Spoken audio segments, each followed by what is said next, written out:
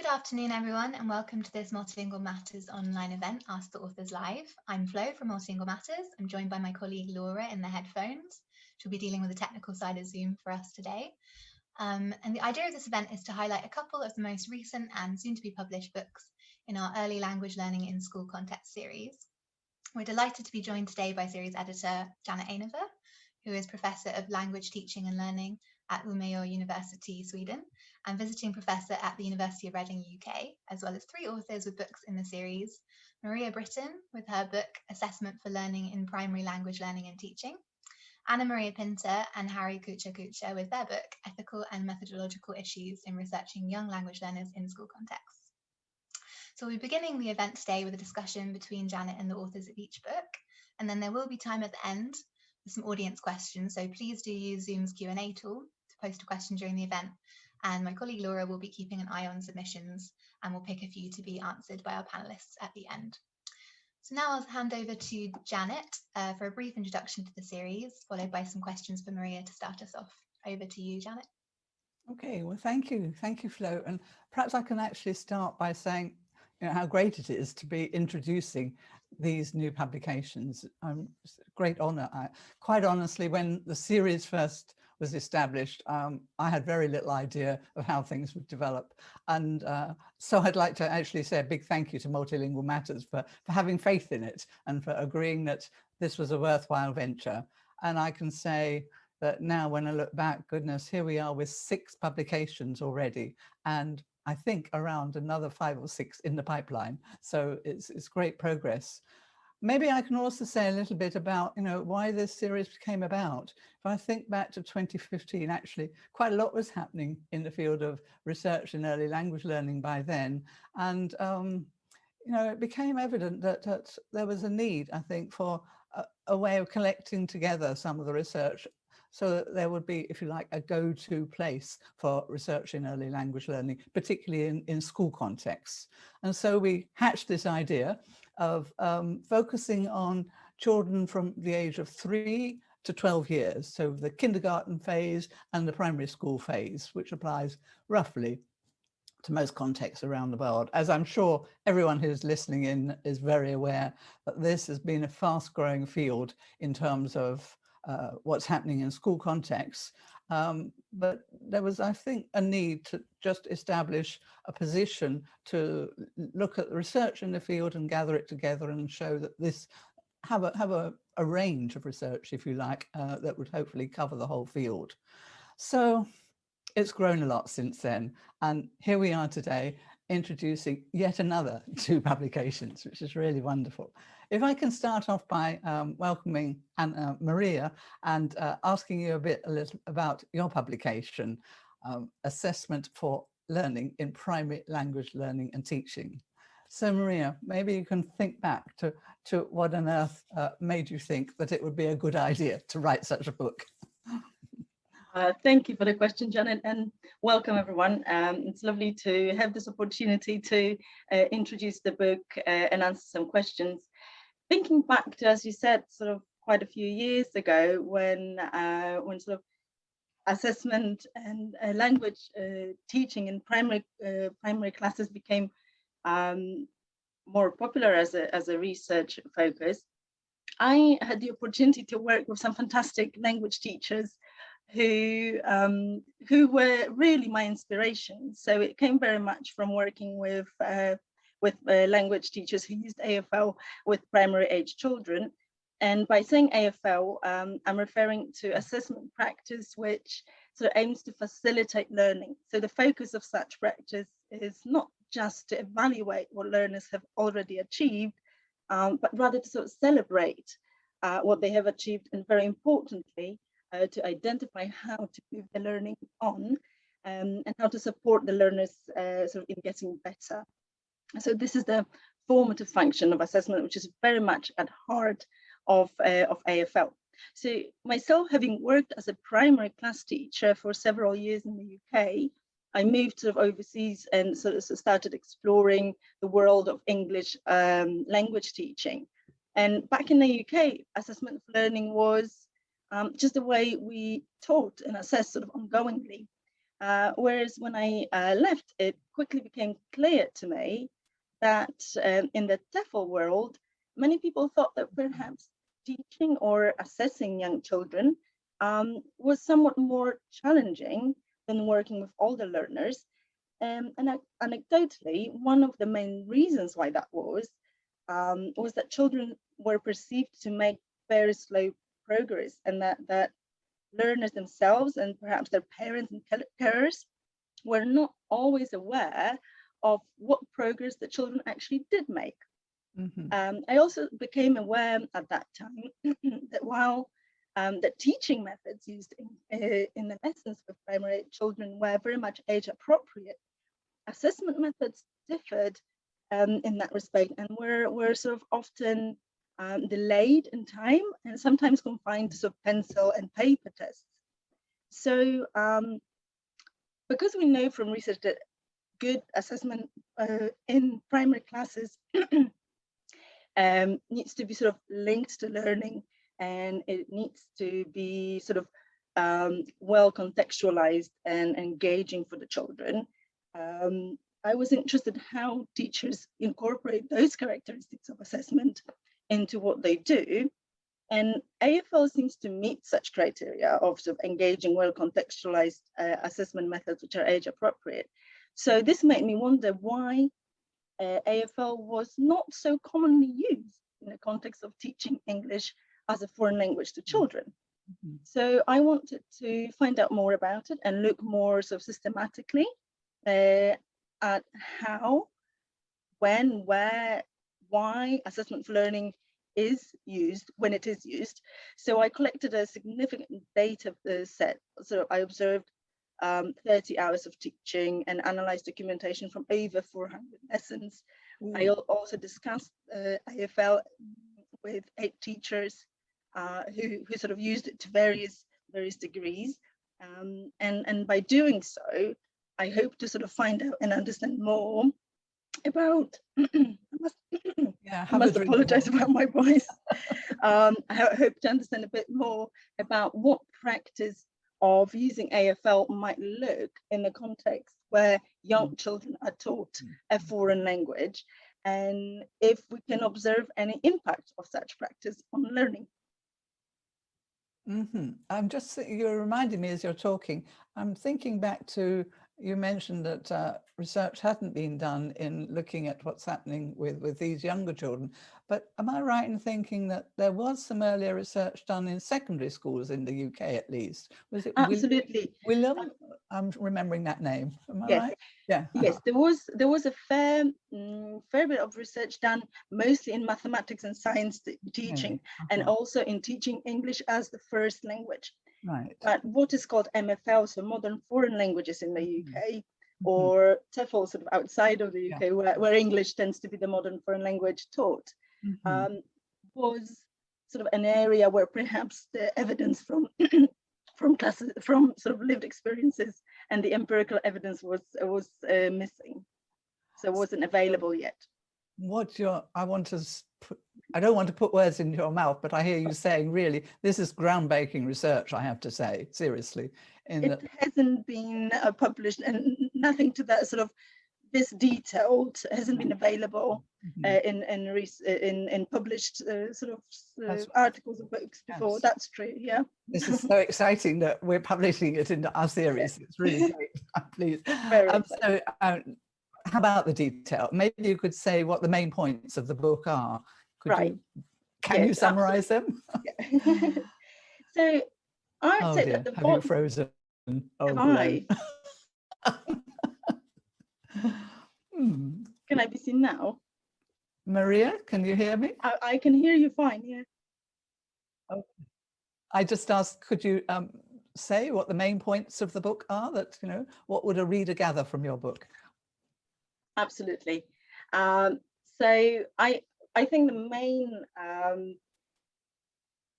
point to make about the book is that it offers what we call an emic perspective on or on AFL.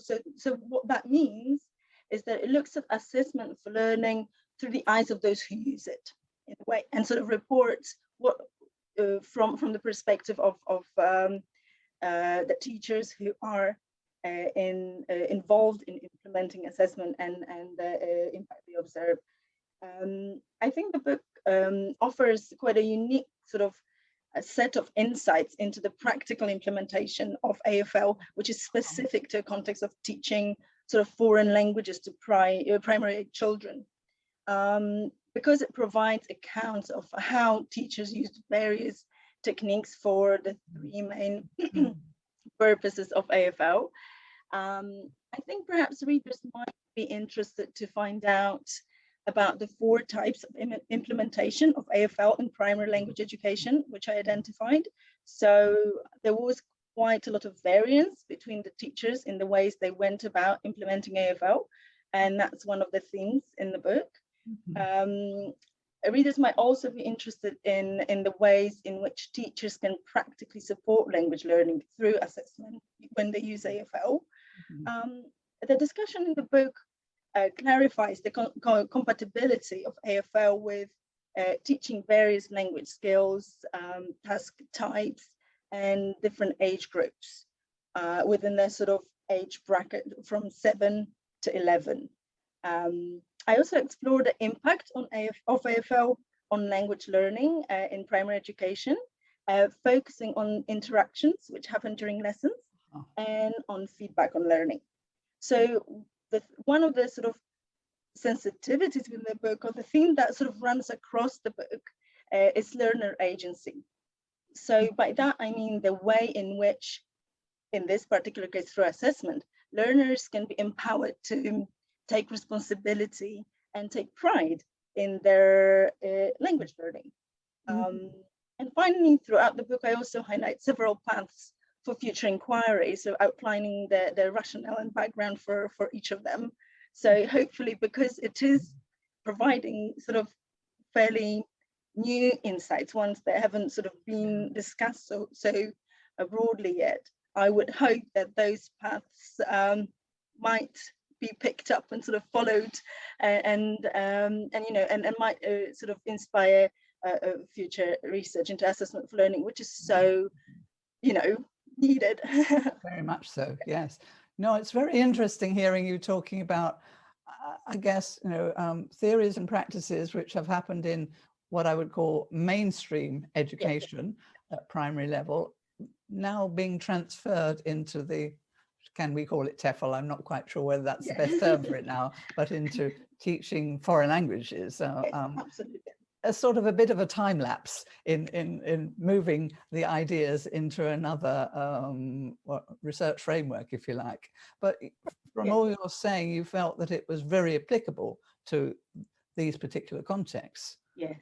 Yeah. Yes, and it was partly because TEFL, as we're using the term today, the world of teaching English as a foreign language is dominated by summative assessment, is dominated by exams and sort of tests which perhaps sometimes lead to certificates or sometimes are important for sort of work purposes, etc. Or you know, visas and that sort of thing. And therefore summative assessment was very much sort of predominant in the field of teaching English as a foreign language. And while it perhaps is more sort of justification for the reasons I've just sort of listed in sort of adult and teenage contexts where those qualifications are needed, children, the focus is on learning. The focus is on sort of informing what to learn next. So summative assessment can have that function. And therefore, I thought there was space for formative and for assessment learning. It's interesting to think about that because, of course, in some contexts around the world, whether we like it or not, there are summative exams, let's call them, at the age of 11 or 12 often. Partly, if children are transferring to the next phase of education, it is considered useful to know what they have so far achieved, if you like. But can that really be done equally well using AFL techniques, would you say? I would like to hope yes, and especially within the last say, you know, 12, 14 months, with so much, you know, that has happened globally in terms of the pandemic, where so much assessment has been done by the teachers, and finally teachers are being trusted more with their judgments, and because they know the learners, they know their sort of next steps, they know what learners have achieved, and they very importantly are able to collect that information over a period of time, as opposed to one of summative test. And if you have a headache on the test day, you won't do as well, and it impacts on the outcomes, and those judgments which are made based on a sort of one-off assessment are not as valid as judgments which are built up over time. And I think this is one of the unique sort of characteristics of sort of assessment for learning, because it is ongoing and part of all the teaching that happens.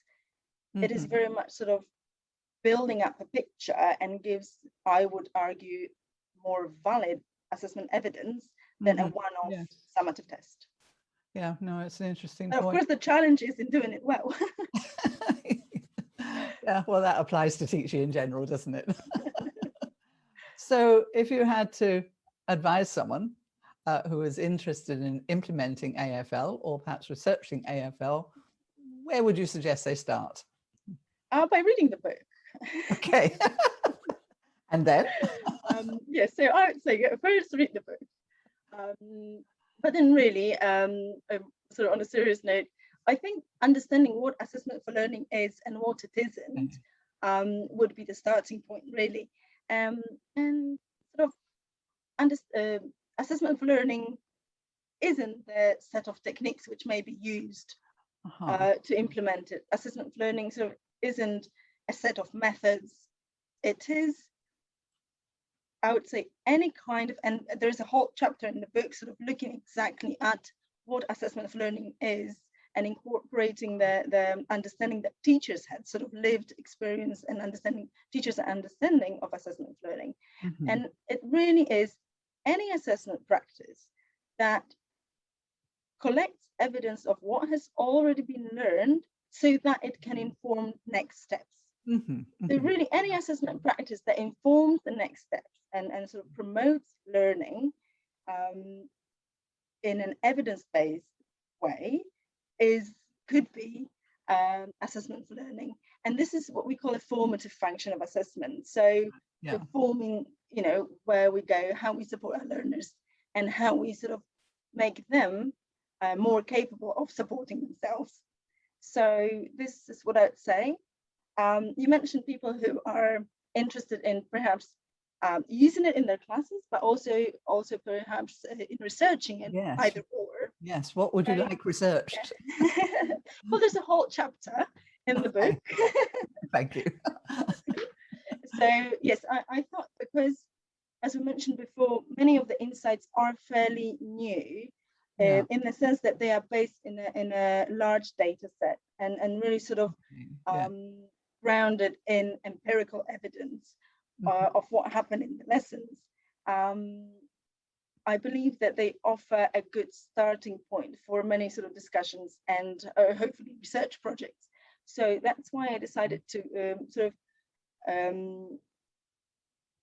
for one of the chapters to fully sort of focus on that, on those ways forward. And so in chapter 11, I discussed sort of the concept of assessment spiral, which is a way of thinking about assessment as a way of sort of aiming for ever increasing improvements in the learning. So learning never stops. We can always, we've always achieved something, however little it might be huge, it might be little, but we can always get better. So this is very much linked to sort of thinking about growth mindset and that sort of philosophy. So this is in chapter 11, and I think this is a very good model for sort of designing the way in which we think, but also in the way in which we research assessment for learning. So in chapter 12, I set out those different ways of perhaps looking into future studies, and also sort of I reflect on implications for sort of practical implementation. Wow. Well, I think what you've just summarized, that everyone should read the book and then follow your guidance on it. Thank you very much, really. Thank you, it was a I must pleasure. go back and reread it again, I know. Maybe I can turn now to Annamaria and Harry Kuchah and ask some similar questions to you. If I could start with you, Annamaria and Harry, firstly asking really, what decided you to put together an edited collection of papers on your theme of, well, ethical and methodological issues in particular? Annamaria, if I could turn to you first.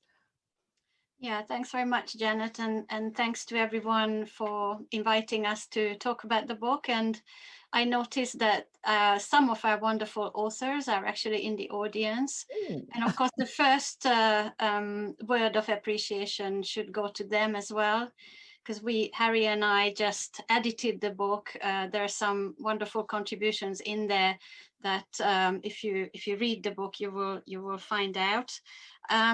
So why did we decide to do it? Well, Harry and I have collaborated on other projects in the past, and I think it has been our interest all along to look at ethical dilemmas with children. There's very little actually published about this. The literature on adults is much richer and bigger, and so we noticed that there was a gap.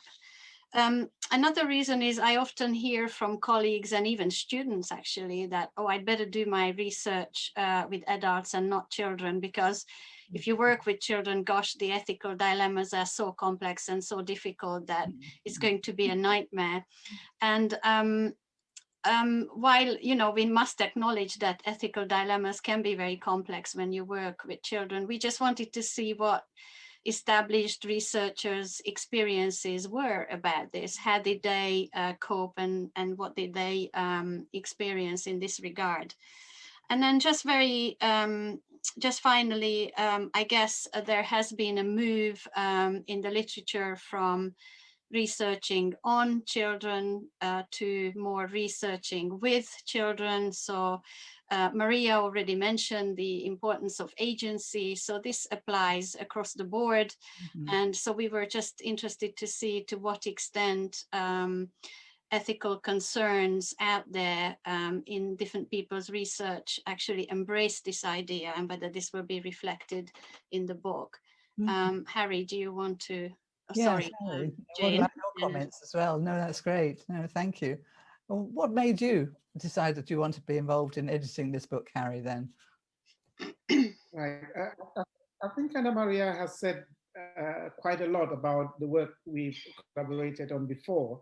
But one thing she missed this time, which she always misses, is that she was part of my PhD supervisory team at Warwick University when I was researching with young learners and their teachers.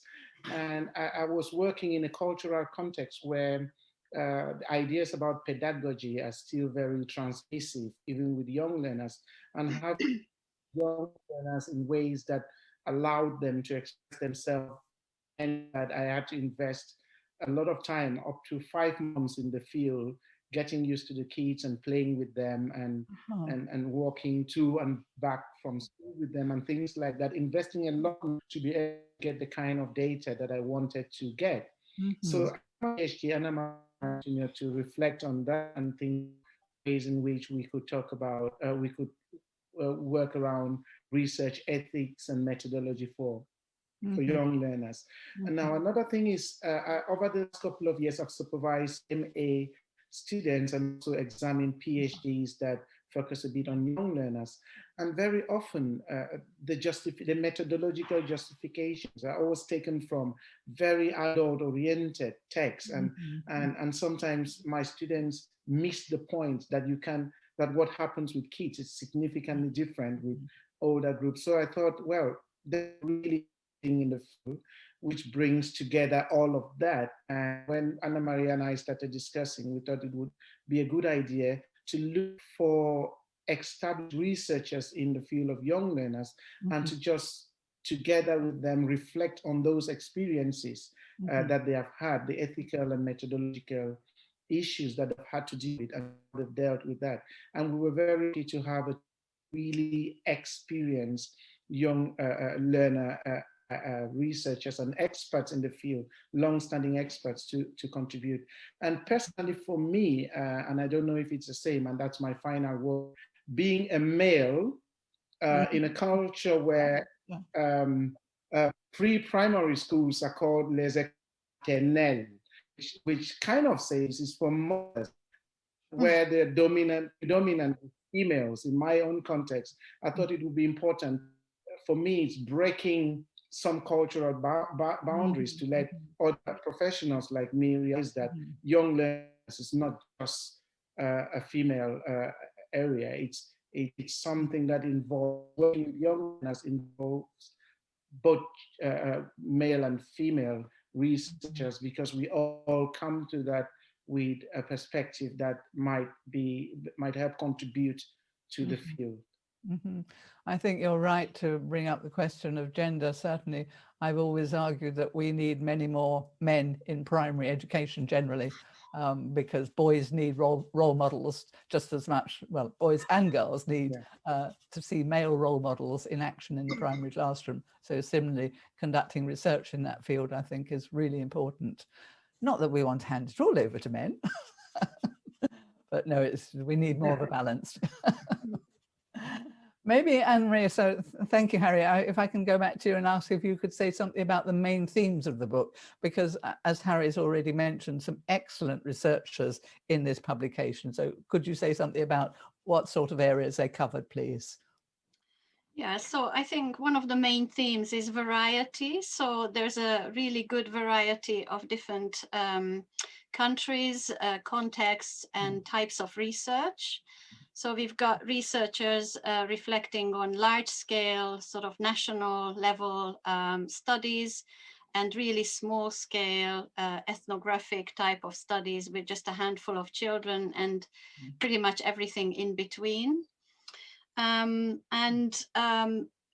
main theme, I would say, is all of the researchers mention and talk about the rights-based approach to research with children. And they make reference to this and they discuss how they dealt with it, or how it's being dealt with in their context. Another theme I'd say is a really creative range of ways in which data can be collected with children in what sometimes get termed as participatory research. So some researchers have used artifacts of all kinds, collages, drawings, photo elicitation for interviews and different other kinds of interviews. Some researchers encourage the children to design some of the tools. So in terms of a variety of data elicitation from children, I think it is also an interesting read. Another theme is exploring the limits of participation in different contexts, because we shouldn't pretend that it is possible in every context. And there are very important constraints, I think, to talk about as well.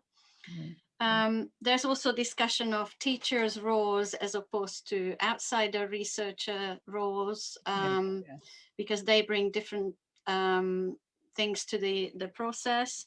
And of course, parents are often mentioned because parents are the ones who give the ultimate consent for the children to participate.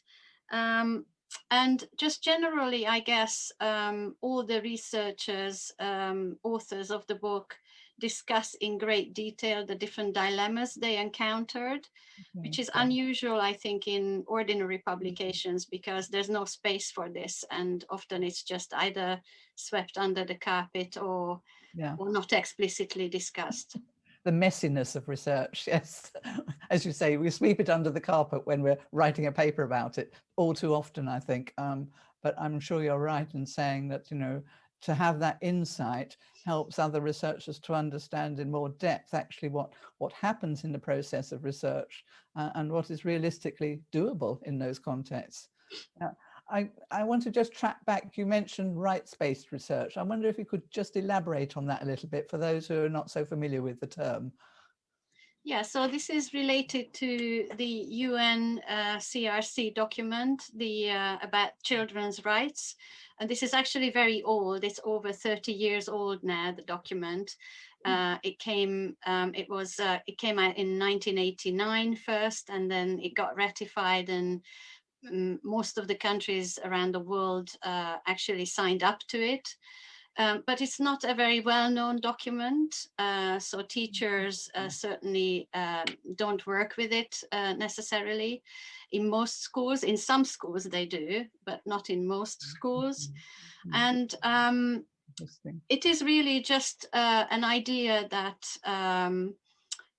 declares that it is the child's right to be listened to and to have their voices heard in all situations that affect their lives. And one of those situations is when research is being done.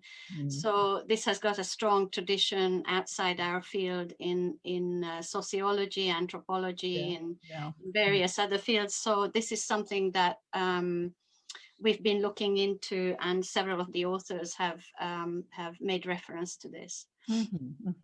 Okay, thank you. Maybe I can go over to Harry now and ask, you mentioned briefly difficulty in conducting research with children. I wonder if you could say a little bit more about, in a sense, I think I would say many people would really say that doing research with children is probably much more difficult to manage than doing research with adults. How would you comment if someone addressed that query to you? Do you agree or not? I won't say yes. It's very difficult. I think it's a bit complex, but easy if we go on the complexities. Now, one of the things about children is that most of their life is controlled by parents and what parents say at home about behavior and attitudes. And in some cultures, children are not allowed to express their opinion. They are not allowed to challenge adults and back at home, because it's seen as manners to be speaking back at an adult, even if the kid was pushed down. And when they go to school, they go with that culture.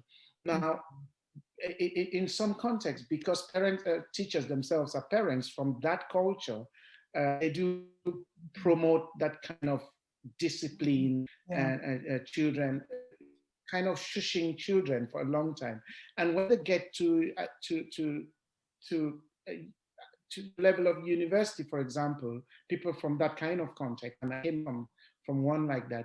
At university, we complain that they can't express themselves, they can't engage critically. Yes. That's something that we've deprived them of, we've damaged through.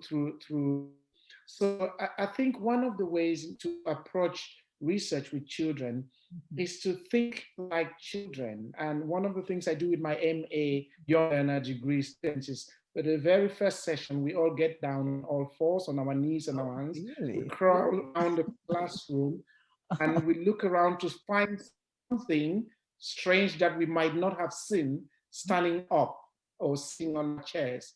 And we do find lots of things. We sometimes discovered there were ants in the classroom playing around, or there was some insect that died sometime, and things, little things like that. And that's it about children, trying to get ourselves down to the world of children, to give them the space to express themselves. Now, the problem is what extent we can trust children and the things they say, because some of the things they say could be very puzzling, but what they say reflects their reality. And we need to be thinking about their experiential reality, pedagogical realities of children. We research them. How are they taught in the classroom? And how can we use, and I think Maria talked about, how can we use the pedagogies that they are already familiar with and embed our reach into that kind of pedagogy? What are their real life experiences as children? How do they use language with their friends at playtime? And all of that knowledge informs the way we frame questions that we ask them the way we frame conversations with them, because very often when we approach them from an adult perspective, limiting the level of communication, because whatever we do, adults will always have power over children, and children would always do that an adult is supposed to have power. So there's nothing we can do about that, but the best we can do is to create an enabling environment that encourages children to trust us. Once they have that trust, they know they can say things to us, then it's easy to think, to penetrate their thinking and their experiences. One of the things that really struck me with my own PhD research in Cameroon was when one of the children turned to me and said, "Uncle Harry, are you mad?" Now that's not something that kids tell in my context, but to have brought them to a point where they feel really comfortable and they speak to me in that way was interesting. It was really heartwarming for me, because it told me that my investment with playing with them at playtime, walking home with them, about their lives, and being a referee when they were playing football or other game had paid off, because this was an unusual adult. Now, the downside of that is when the adult goes away, this person who's come and created that atmosphere leaves the school, and then they go back to the normal routine. What happens? So doing research, especially within the school, requires some investment in teacher relation as well, because it is important. I remember speaking at a conference in Cameroon saying, okay, I was in school A and in teacher X's class, and this happened. Now the teacher jumps from behind to say, "That was my class," and the students wanted to continue to do that. And luckily, Harry had a workshop with us where we shared these experiences, so it was easy for me to go. So the responsibility of research in a young learner classroom is not just to get data and understand the world of children. The responsibility of researchers in school is to try and bridge the gap between ideas about interaction and children's agency and teachers' existing conceptions, so that they can see in action some of the things that we are recommending for them to do. And in that way, there's a continuity between research and classroom practice itself. So you're sort of talking about lowering the barrier, well, what should I say, the power relationship between the child and the researcher in a way, and making them feel a little bit more equal anyway. But as you rightly say, that can cause disruption in the classroom as you leave the classroom. So I can well imagine that developing a good relationship with the teacher and supporting them in every way possible, so that when you do leave, it will still be manageable for them.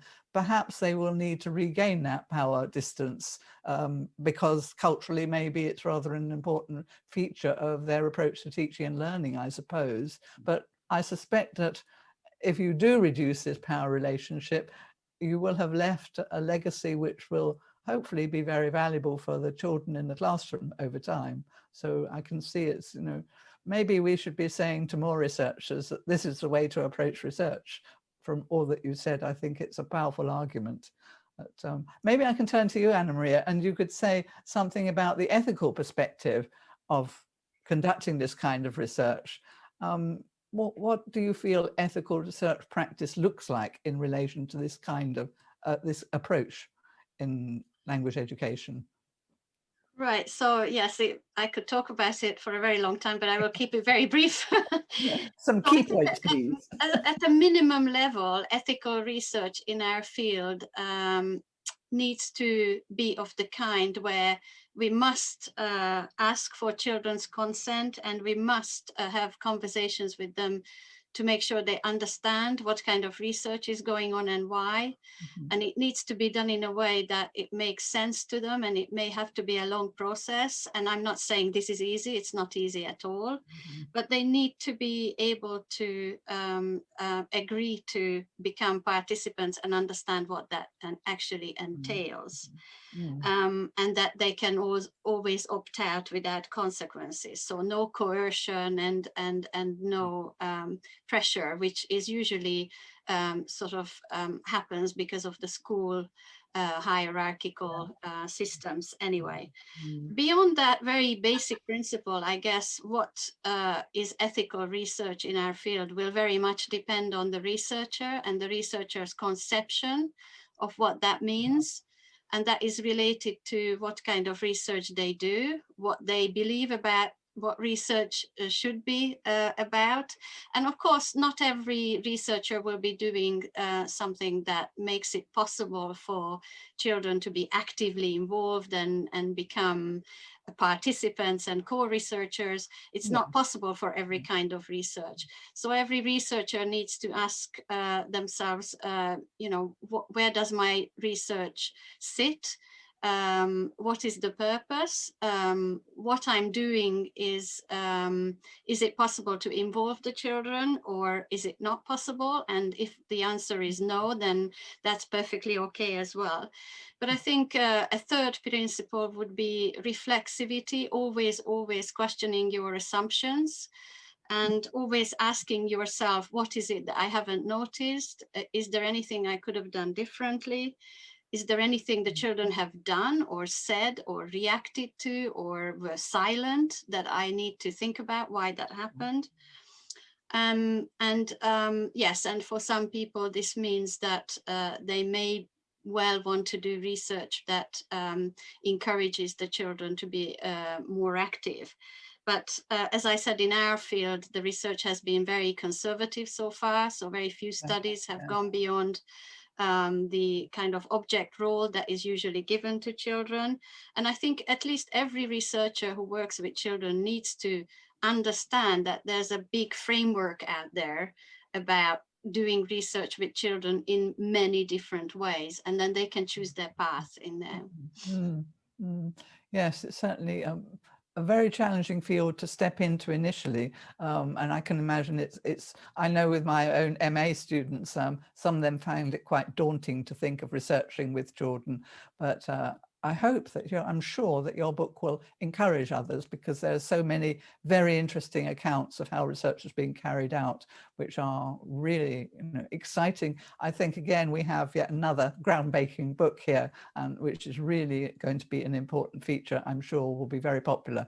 Maybe at this point, we need to hand over to the audience, to all the participants. If I can hand back to you, Flo, for perhaps some discussion points. Yes, perfect. Thank you, Janet. Yeah, so we've had a few questions through. Please keep sending them if you have any more, because we've got time to get through a few. This first one is for Maria from Sylvia Papp, and she says, with regards to follow-up research investigating which AFL practices work best for learner outcomes, do you have any suggestions for how the research might be carried out? Thank you for the question. It's definitely one that I have spent a lot of time thinking about myself, also when reporting the findings of my own research. And I would say two points here really stand out. I must apologize, I've got a bit of a sore throat, so I might sound a bit croaky at times. 2 points really stand out. So 2 themes from the book, and one of them is the different types of implementation that I identified.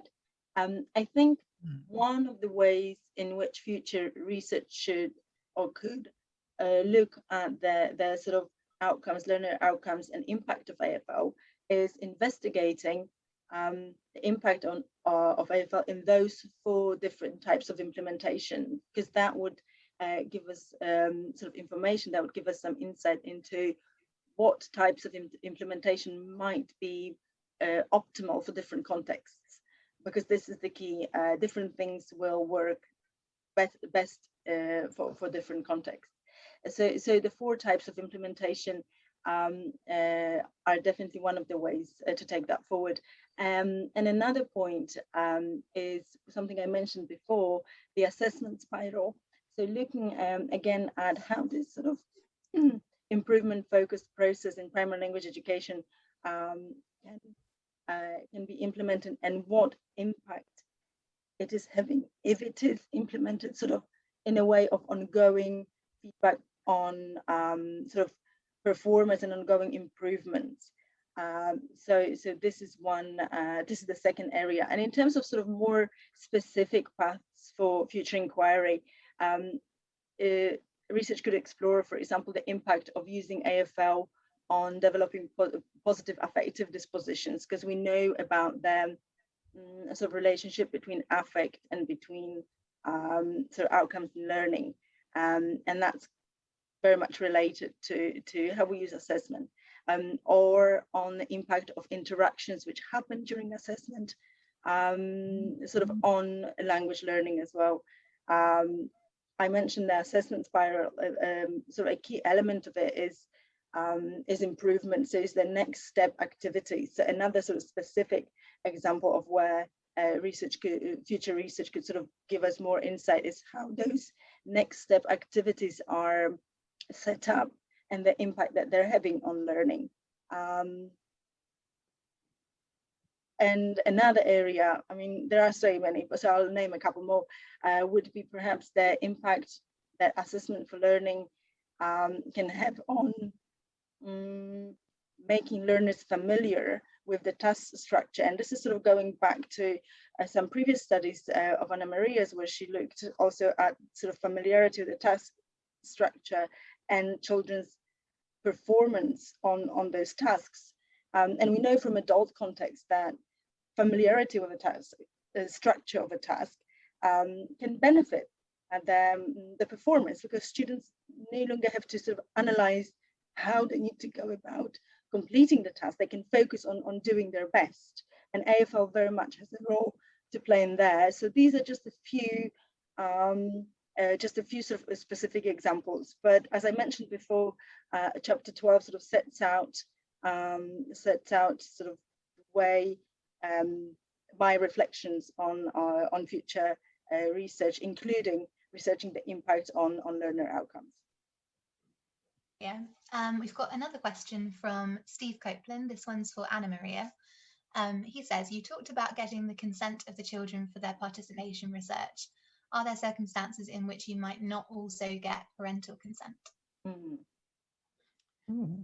Well, preferably not. I think certainly in this country, many other countries, by law, you have to get parental consent. So when I talked about getting the children to understand about the research and getting their own agreement and making sure they understand what that means, I meant that in addition to parental consent. Having said that, you know, in a particular study we did with Rama Matthew in India, it was not possible for us to reach all the parents in a particular area of Delhi where you know, some of the children came from backgrounds where it wasn't possible to track the parents down, and they were not able to, even the ones we managed to track down, they were not able to read any kind of information leaflet. So it might be possible that you only get verbal agreement, and in very extreme cases, I'd say, you may face a dilemma where you can't get parental agreement and you are still considering involving the children. But, you know, that would be an extreme case. I'd say in most cases, you do need that by law. Mm-hmm. Thanks, Annamaria. Charity Dell would like to ask if any of the panelists have conducted research in a trilingual setting, such as Luxembourg. Harry, I think you answered partially that in the chat, but maybe you would like to elaborate on the content of chapters in the book about research on that, interculturality with trilingual and plurilingual. Yeah, I think, yeah, we've got a couple of chapters. I think I'm thinking particularly Naya Ibrahim's chapter, and she does a lot of work with trilingual children in parts of Europe. And we've got a chapter that explores the dialogue with these children. What are the home language representations of reality? How to decide with the culture or the representation in this country, and how that how those relate with other representation in the languages that they are learning. So these complexities in the way children represent different cultural beliefs and patterns comes out in that chapter. So I don't think we have a chapter from Luxembourg, but we do have chapters on trilingual children, but we also have chapters that are looking at English as an additional language or English as a medium of instruction with multilingual children and how children navigate learning with the different language resources they have, particularly in contexts where teachers might not be too tolerant to other languages being used in the classroom because they don't understand them. So yes, we do have chapters that address trilingual and even plurilingual children. We've got another question for Maria. This one's from Melanie Ellis. What impact did ASL have on children's motivation in the settings that you researched? Yes, another very good question, because assessment is so closely related to what we would call affect. So not just motivation, but also self-image or anxiety, sort of those often come together. And while I haven't sort of looked at the causality of the impact of assessment for learning on motivation specifically, I have analyzed sort of their relationship between assessment for learning and sort of affective dispositions of learners.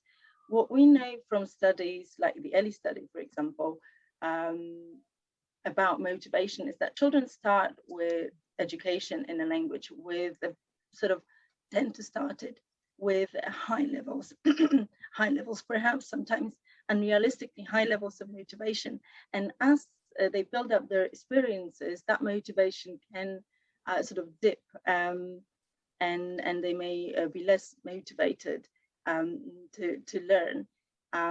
So what assessment for learning can offer here, and what was really sort of evident from the study classrooms, was that it helped children, it helped very young learners, some of whom were not able to read or write yet, build up an understanding of what their achievements were, of of what they were able to learn, perhaps in a short amount of time, and in that way it helped them build up a sort of realistic image of themselves as learners. And many teachers that were involved in my study commented that using assessment in that way helped learners become more sort of responsible, more engaged in what they were doing, and they were more sort of motivated and more able to participate actively, not just in learning, but also in the assessment that was happening. So I would say a sort of bigger picture of promoting positive affective disposition, and that relationship between IFL and promoting positive affective disposition was sort of quite clear. Yeah. This question is for Annamaria and Harry, from Claire Furneaux, who would like to ask what ethical or methodological issues you see in researching children learning in online contexts, as is happening in China in language schools. I'll go first, and then maybe Harry can add something. So I think ethical dilemmas will be the same. So, you know, permissions, agreements, and the purpose of the research and what's happening and why. So the children would need to understand and agree to research. So that's not different just because the research is online.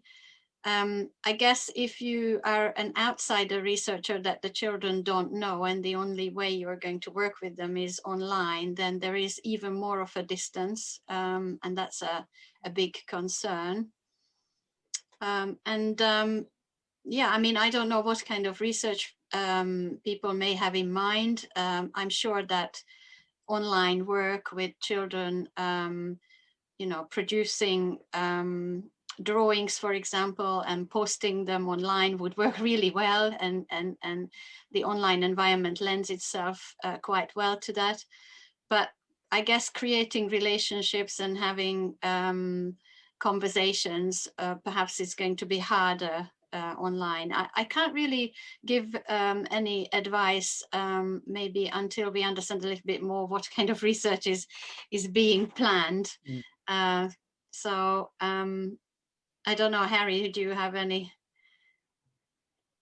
ideas? I think there are definitely, yeah, there are definitely things that we do face-to-face encounter with children that would be a bit difficult in online. So I take my example. I had consent from parents, very enthusiastic parents, and the children's consent to be part of my research and working in groups.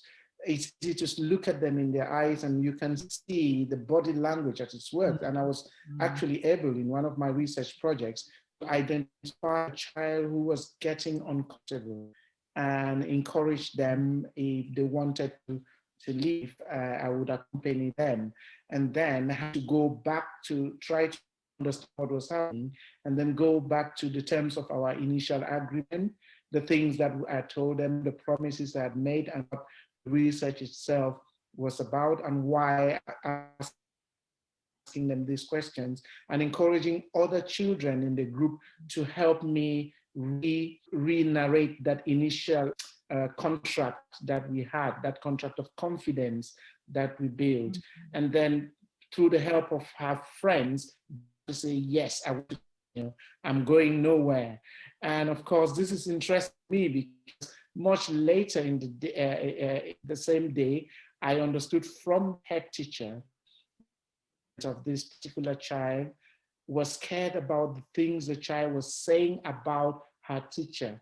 She was so worried that the child will tell this researcher and that it might cause problems for in her child and this teacher who in that culture is a powerful person. And so somehow she put that into the child's head.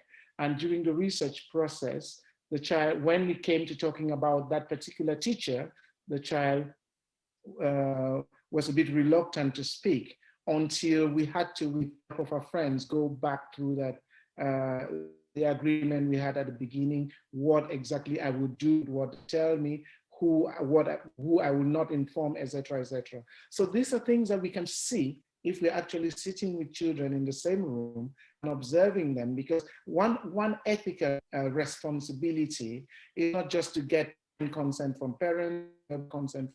It's actually to monitor that the consent is consistent through the research process, because their moods change. They might get to a point where they are not comfortable with this. So for example, an open discussion I had about your family, about your parents, and then one child bursts out crying because about mom and dad. She doesn't live with mom because they're quarreling. She lives with grandma, and that's affecting her. So you're not going to have that child sitting in the research. And so neutral topics can actually become topics. In the online space, it might be difficult to observe them very closely to be able to know how their moods are changing. So I guess there'll be more complex issues to handle in terms of the ethics online, ongoing ethics online, but in terms of the possibilities, I think children could be very creative in an online space. Thanks, Harry.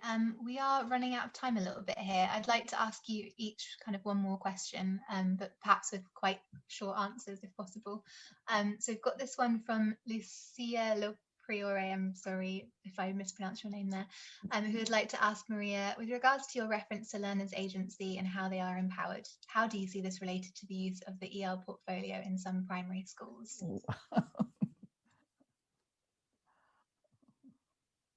Hello, Lucia. Lovely to hear a question from you.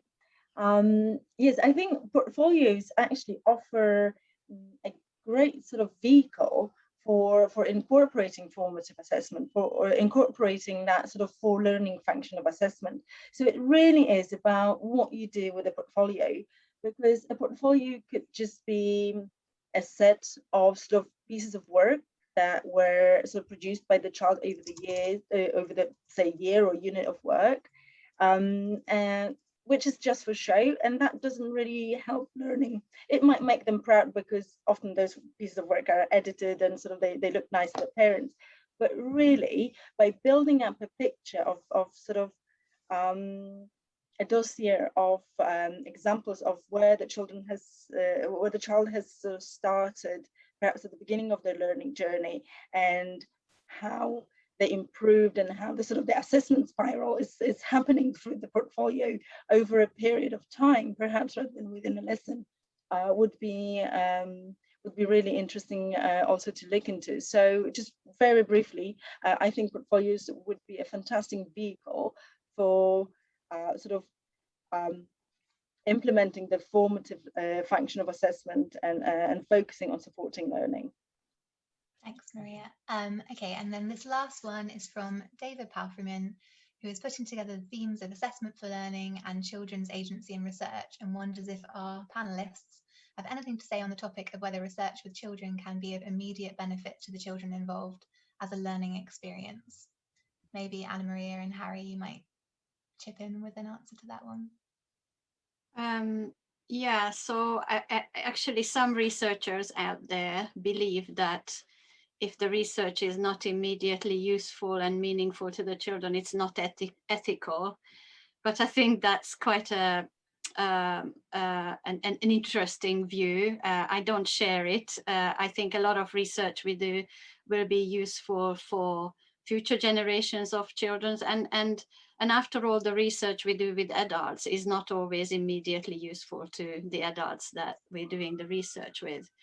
But certainly it's a consideration if the research is fun and interesting and the children have an opportunity to learn something and acquire new skills and become more confident and develop their self-esteem.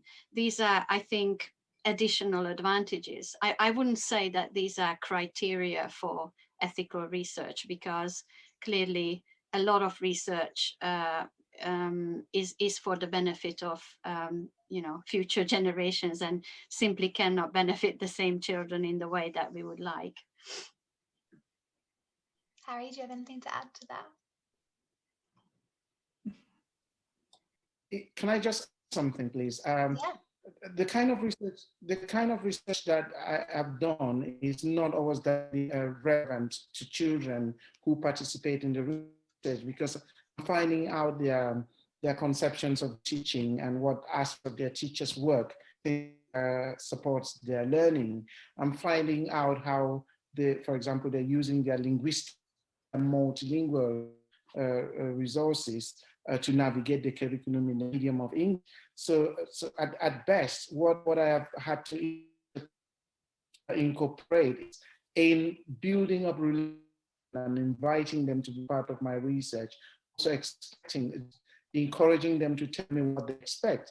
And in the first research I did, their children wanted me to teach them, and that was an excellent opportunity to pick some of the issues, the things that are raised in the data, and use that to design a lesson and work with the teacher to some of the ideas that I've learned from these kids. Let's see how we can put them together so that the teacher himself helps me and is part of the lesson and assesses with me what works and what doesn't work. But like Annamaria, I wouldn't say that's a necessary for research. We sometimes participation helps us understand specific areas of education provision, and they might be relevant to their teachers or to policy makers, and in a sense they benefit from that indirectly. Thanks, Harry.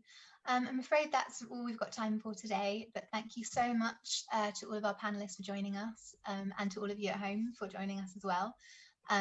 We really hope that you enjoyed the event, and you can get 50% off any of the books, all of the books in this series and the books discussed today on the panel with the code ELLSC50 on our website. Thanks very much, everyone, and have a good rest of your day.